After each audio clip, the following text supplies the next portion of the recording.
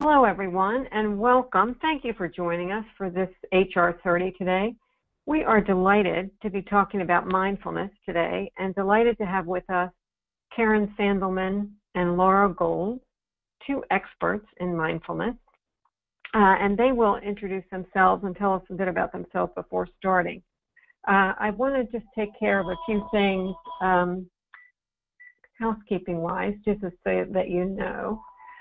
We have a chat box open, so if you have any comments, you can put them in there.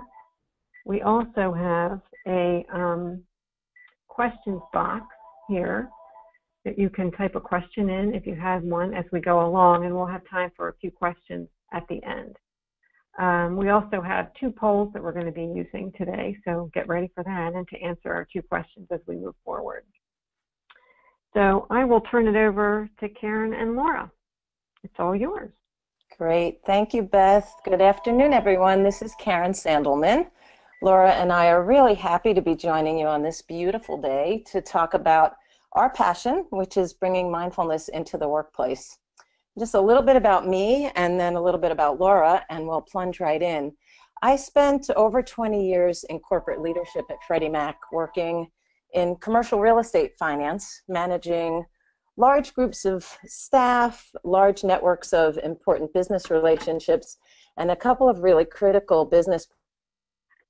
So needless to say, it was a pressure cooker. And as a manager, it became really important for me to focus on the well-being of my team and the individuals in my team. And thankfully, I had a mindfulness practice that I started about 20 years ago. And what I discovered was, as I started to bring it into the workplace and let it be part of the way I led my team, it wasn't just beneficial for me, but it became beneficial for everybody that I was in contact with. And so over the years, as mindfulness became more mainstream, I began sharing it with others more openly. I started teaching about 5 years ago in the corporate world. And it was such a transformative experience for me that I actually left a really successful career a few years ago to do this work full-time.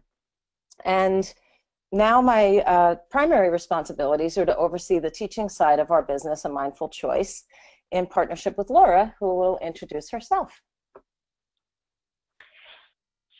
Hi, everyone. I'm Laura Feagans Gould. I am a developmental psychologist and researcher. My research has focused on understanding the development of stress and coping in adolescents and adults, and the impact of mindfulness on aspects of well-being. Kind of more recently, my research has started to break apart mindfulness programs to examine what are the most useful or kind of impact-producing components of these programs. I became interested in mindfulness actually in grad school, where I took a course in it, and it really so profoundly changed sort of my own personal, emotional, and physical well-being that it became the focus of my research program and professional endeavors from that point forward. Beth, it's asking me to share, I'm sorry everyone, Beth is asking me to share my screen, so if you could just pause a moment and wait for me to get it up, open it on my screen, then I can do that. Okay, if you'd prefer to hand the controls back to me, I can do that. Okay.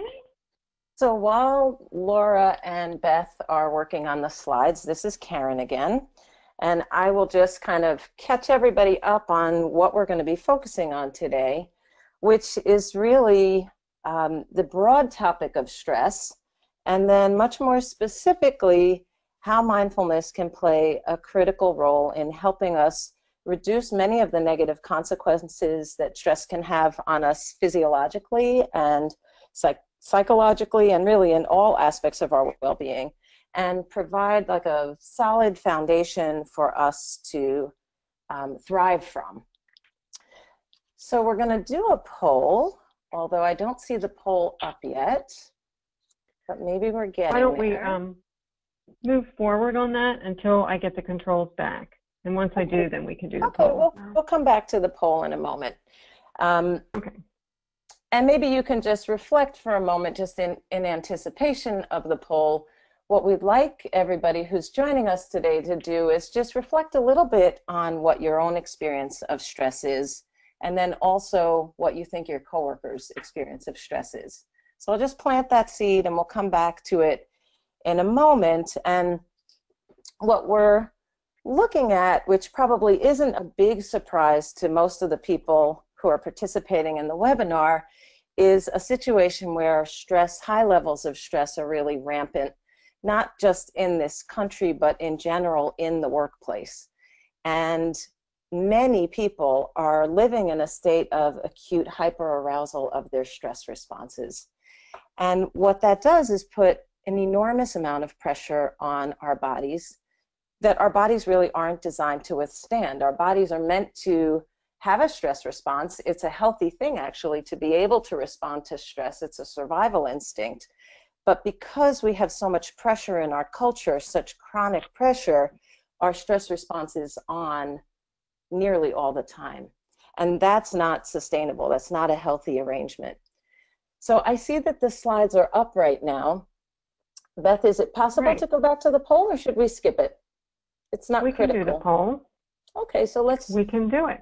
Let's do it and just check in and get a sense. So we have a 4-point scale with the lowest rating being number 1, which is experiencing a low level of stress, and the highest rating being off the charts. So low, medium, high, or off the charts, just reflecting back over the last week or so, getting a sense of what your stress level has been. If you're comfortable participating in the poll, it'll be sort of fun to get a sense of where the group is at. And I see that results are coming in, and we're going to share those with you in just a moment. So we don't need to overthink this. It can just be a gut check.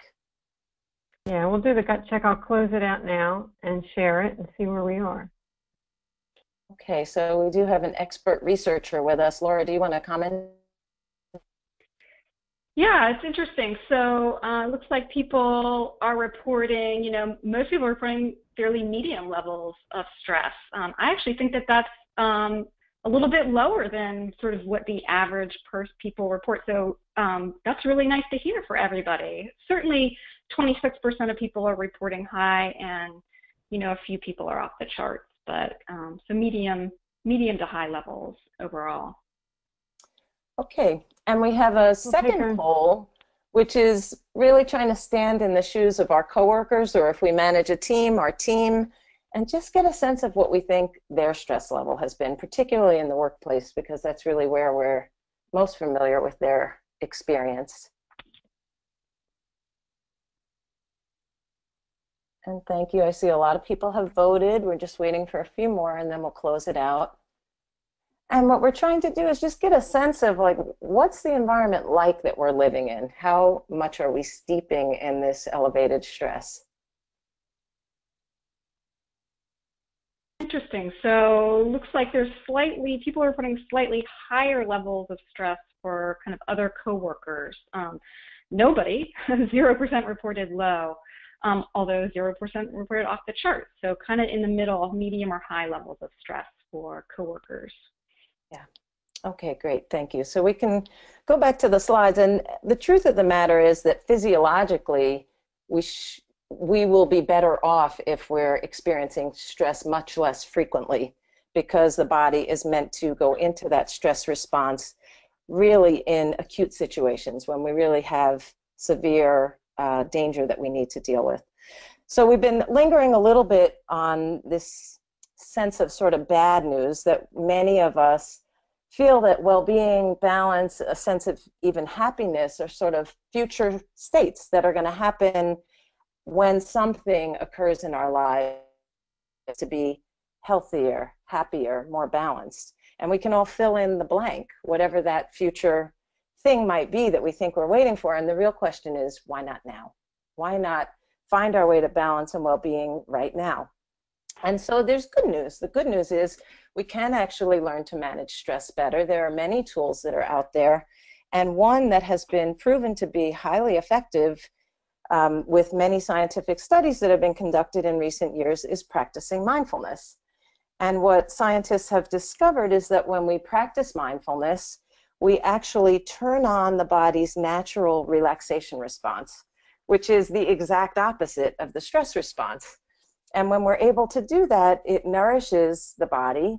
It gives us a chance to rest and replenish and really recover and hit our reset button. So we kind of come back to center, are regrounded, and have an opportunity to start from a healthier place. So I want to just talk a little bit about what mindfulness is. I suspect that most of you have heard about it in recent years. It's gotten a great deal of press, and it's kind of hard to miss it, which is a wonderful thing, although we want to make sure that it doesn't get trivialized or misrepresented. So essentially, mindfulness is becoming much more aware of what's going on in our lives. And that means looking inside us, which we tend to not do very often unless there's something really intense happening, and also what's going on around us. And we can use that information, we can use that level of awareness to start to make better choices for ourselves that will lead to greater health and greater balance and greater engagement with our lives. There's a definition on the slide that you have in front of you that's from one of the leaders of secular mindfulness in this country, Jon Kabat-Zinn. And it's a really simple definition that starts with paying attention to what's happening right now in a kind way. And that's a definition that's really a handy one to have. And the truth of the matter is that when we pay attention in this way, we can show up differently. I'll give you a little bit of an example of what that might look like in our daily work life. For example, you may be in a high-stakes meeting with a lot of people in the meeting that you would like to present yourself to your very best, and it's your turn to say something, and it doesn't come out the way you would have liked it to. And you have an immediate sense of regret or doubt, and a couple of things can happen in this situation that are very common for most of us. We can either go back into the past and start replaying the event 100 different ways about how we might have represented ourselves, or we might actually plunge into the future about the consequences of how we represented ourselves. Maybe it was career limiting. We can go on, fabricating stories in our heads, and what happens when we do that is we're not there for the rest of the meeting. We're lost in the story of what happened.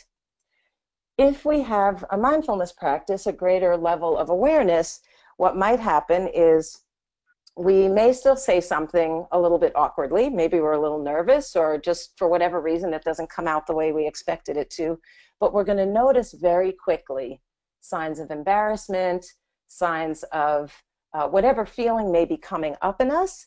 And with a great deal of self-compassion and kindness, we can calm ourselves down and ask ourselves, what's needed right now for me to show up the way I need to and be engaged for the rest of this experience?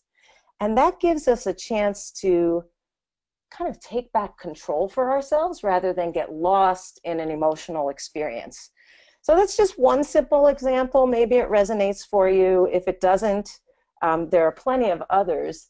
The bottom line is, I think many of us at work experience this sense of drinking from the fire hose. An old coworker of mine used to always use that expression, that there was so much coming at us all the time that it was really very difficult to take it all in and to respond. And it was very easy to become overwhelmed in those circumstances, making it hard to prioritize, hard to focus. And in that environment where we have all this data flying at us, of course exacerbated by technology, mindfulness has really become a critical skill that can be very grounding and help us move from this place where we're kind of back on our heels, reactive and defensive, to a place where we're really able to come back to being centered, grounded, clear, and calm. And with that kind of strength, we can filter what's coming at us, prioritize what we need to focus on, and then make choices that are really going to help us navigate and manage effectively. So it's ultimately very self-empowering. It puts us squarely in the driver's seat. And obviously this is my passion. So I may be making this sound a little bit like a superpower, and it's really not. It's just a natural ability that we all have. So Probably everybody here has experienced this sense of being in a flow state or being in the zone where everything is just clicking. And that's a natural state that we can cultivate. And like anything that we want to get better at, we just have to practice. So I can keep talking about mindfulness. I love to talk about mindfulness, as maybe you can tell. And maybe it's fun for you to listen. Maybe it's fun to read about it or write about it. But the truth of the matter is that mindfulness is experiential. And so the only way to really know what it is, if you haven't tried it out, is to actually go ahead and try it out. So I'm going to invite you to try a brief practice with me. And maybe even just right this minute, notice how you feel about that. Because I recognize that you may be in a space that doesn't feel very conducive to practicing something like mindfulness. So I want to assure you that nobody else needs to know what you're doing. All we're going to do is spend a couple of minutes tuning into our internal experience and to what's happening around us. So if you can, try to adopt a sense of curiosity and just say, okay, I'm going to give this a shot. Why not? And we begin by softening our gaze because our vision is so strong that it tends to be the most prominent sense that we experience. So you can simply look down softly at your desk, glance down at your lap, pretend you're reading a piece of paper, whatever's going to be comfortable for you in the space that you're in. If you have privacy and you want to close your eyes, that's fine too. We're just going to know bodies are breathing. So just as you soften your gaze, you might feel your body breathing, you might feel your heart beating, and we can notice if we're carrying tension in our bodies. So you might want to check your hands and just notice if they're tight or loose, and just loosen them up. You might check your abdomen. We hold a lot of tension in our stomachs, in our bellies. See if you can release. You might notice your shoulders. You might even want to pull them up to your ears and roll them back and let them drop down and away from the ears, almost sensing the tension melting from your shoulders. And then check your jaw and see if you can allow a little space between the upper teeth and the lower teeth. Then just notice the muscles of the face, your brow, your forehead, your temples may be a little tense. They may have wrinkled up. See if you can soften them, softening the cheeks and the skin around the lips. Just noticing how the body feels when you invite the body to relax. Feeling yourself sitting in your chair, maybe feeling your feet making contact with the floor. Letting yourself come into a posture that allows you to be relaxed, also allows you to be alert. Just feeling how you are. Now we'll intentionally shift our attention to the breath. And if it's comfortable for you, take 3 deep breaths at your own pace. And as you breathe in through the nose, if that's possible for you, sensing the refreshing and nourishing, revitalizing quality of the air. Maybe imagining it replenishing every cell in your body. And then as you exhale, imagining the air taking with it what is already depleted and no longer useful. Just a few of these deep breaths.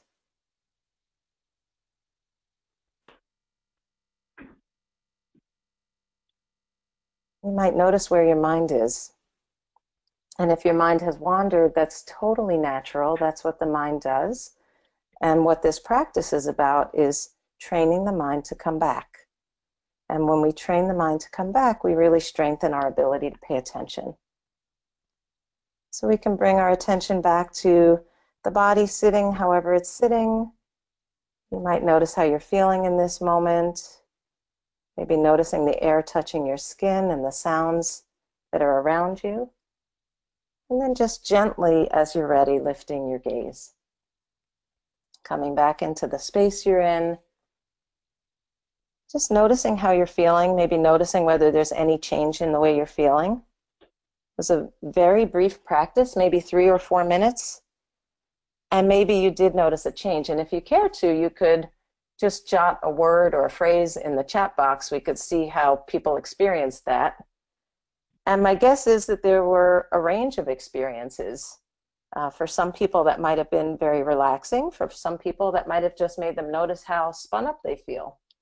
And so we're not trying to fabricate a feeling. We're just tuning into what's real, to what's really happening.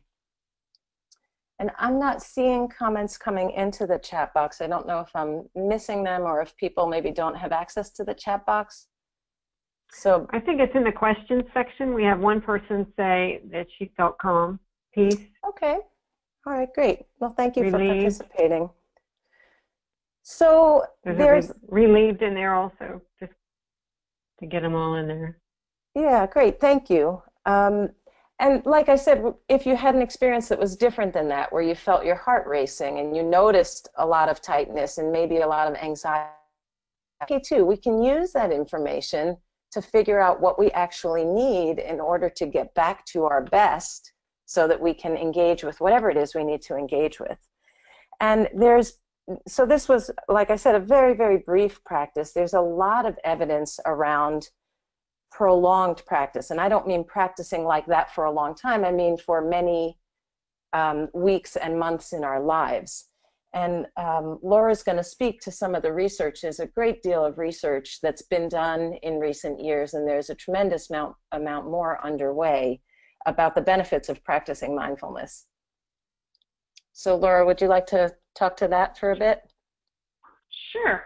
Yeah, so as Karyn kind of briefly alluded to before, there's kind of this ever-growing evidence base that supports the impact of mindfulness on a variety of human functioning outcomes. So multiple scientific studies, not just one or two, but multiple studies have found that mindfulness improves our focus and concentration. That is, mindfulness helps improve our ability to attend to what is actually in front of us or the task at hand without getting distracted or worrying about the future or reflecting on the past. Evidence supports mindfulness improves our stress management and resilience. So it reduces both of our experiences of stress, the emotional and physical aspects, and it also increases our ability to handle life's challenges and setbacks in ways that are just much more adaptive and health promoting. I think some of the most impressive evidence really comes in this neuroplasticity and immune functioning. So mindfulness, several studies have shown that even fairly brief mindfulness interventions increase the gray matter and the cortical thickness, which is really just a fancy way of saying that it enhances the parts of our brain responsible for our ability to self-regulate, monitor attention, increase our cognitive flexibility and our planning, problem solving, emotion regulation. It also helps to decrease our amygdala size, and that's the part of our brain that kind of is responsible for our fight-flight response or our fear-based reactions, and it helps us form new, more adaptive neural connections. Interestingly, it also improves our ability to fight disease and even slows the aging process by increasing telomere length, which are these little protective caps at the end of our DNA strands that allow for continued cellular replication. In addition, there's substantial evidence that mindfulness improves the quality of our relationships and the closeness we have with others. That is, when practiced, mindfulness increases our capacity for empathy and compassion, both for ourselves and for others, and our ability to communicate with others more effectively, meaning kind of in this more open and receptive, kind of a less judgmental way, not getting as defensive. So it really improves the quality of our communication and therefore our relationships in our lives. Great. Thank you, Laura. So what's going on with mindfulness in the workplace? I'm guessing that some of you would like to hear about that. There's really an international movement underway that's very exciting, with companies all around the world bringing mindfulness into their workspace to help improve an overall sense of employee well-being, and then with that foundation really transform the work environment into a healthier, more open and thriving place. There's even a mindful leadership summit It's actually coming up in November in DC. If anybody's interested, you can just Google Mindful Leadership Summit. This is the 4th year of the summit. Last year, over 20 countries were represented with over 700 attendees. So it's really an exciting wave happening in the work arena, and it actually spans all types of work environments. Companies of all sizes, organizations with many different areas of focus, and you can see we listed a sampling on this slide just to give you a sense. All fields represented, and there's growing evidence related to specific workplace benefits that when people in the workplace practice, and especially when they practice together, that job performance tends to improve, communication and conflict resolution start to improve, people start to collaborate and gel as a team in different ways, and it breeds a sense of creativity and productivity that may be languishing. And there's additional evidence that when leaders practice, and I have personal experience with this, so I know firsthand that this is really true, that it has this incredible spillover benefit to everybody in their path, that the staff benefits, that cross-functional dynamics become healthier and more vibrant. There becomes this sense of honesty and trust that develops a little more organically and naturally. So you may be wondering about how you might be able to explore this, and we have some thoughts about that for you. And the number one thing, and maybe this would apply when you're bringing in any kind of training to an organization, would be to find the right team that's a good fit for your organization on a lot of different levels.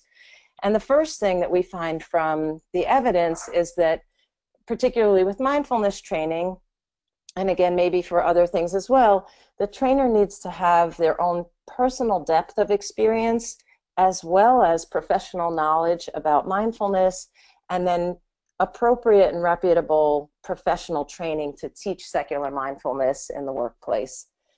And then beyond the individuals that you line up with, the program itself should be able to align well with your own needs, whatever your organization's goals are, and fit well with your schedule and your approach to employee training and development. And it's important, if you're going to go down this road, to set realistic expectations and realize that, yes, we've laid out a lot of benefits, but mindfulness isn't a silver bullet, and it's not going to solve all problems, and people don't change overnight. So we have to be careful about what we promise and careful not to overpromise when mindfulness comes into an organization. It requires practice, and it will achieve certain goals. And just being careful to align with your goals appropriately. And related to this, it's really important that whatever you might choose to bring in, if you go down this route, that evaluation be an integral part of the program. And this is important because otherwise it's not clear whether you're actually affecting change, whether you're actually achieving the objectives that you've set out. So just a couple of things to be thinking about if you choose to go down this road. There are actually a lot of resources out there, many organizations that are offering services like this, a lot of books and recorded material. We have our own program. We're just going to share a tiny bit with you about what we've done. We've built a program based on best practices that are recommended by leaders in the field, and also based on leading research around mindfulness and behavior change, which is Laura's background. We have a comprehensive approach that looks at 3 different areas of impact, bringing mindfulness tools to individuals through workshops and foundational courses. And then once that foundation has been set, bringing relational skills to groups of people, which could be teams or just random groups of individuals within an organization that apply mindfulness to working relationships, and then working collectively at the organizational level to make sure that there are simple tools in place at the structural level in the organization that support sustainability. And that last piece is really crucial to ensure that ultimately mindfulness gets embedded in the culture of the organization and can really contribute to both employee and organizational well-being. So that's just a little Karyn, bit about, yeah. We're low on time, like about a minute left. I'm done. So that was really everything we wanted to share, to just give you a taste of what mindfulness is and how you might be able to bring it into your workplace. And we'd love to entertain some questions if we have a couple minutes for that. If you have a question, you can type it into the question box that you'll see on your control panel on the right. And if there are some we don't get to, we can certainly email you separately with answers to those questions. And on the screen, you'll see, while we're waiting to see if any questions come in, you'll see if you'd like further information, you can contact me at the email you see on the screen or the phone number. And just to let you know, our next HR 30 is going to be on December the 5th, and it's called Spotlight on Opioids and Other Emerging Drug Trends in the Workplace. So any questions?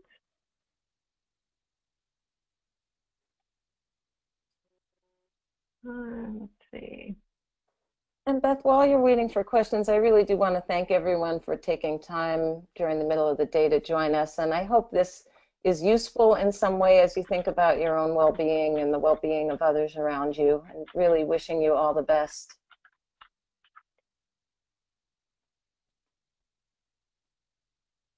Okay. Well, we can end there then. And please feel free, if you'd like any more information on mindfulness, to connect with Karyn and Laura, please feel free to send me an email or give me a call, and I can pass along their information as well. Great. All right. Well, thank you all for joining us. All right. Thanks, Beth, for having us. Yeah. Thank you. Thanks for all the great information. Pleasure. You're welcome. Bye-bye, everyone. Bye.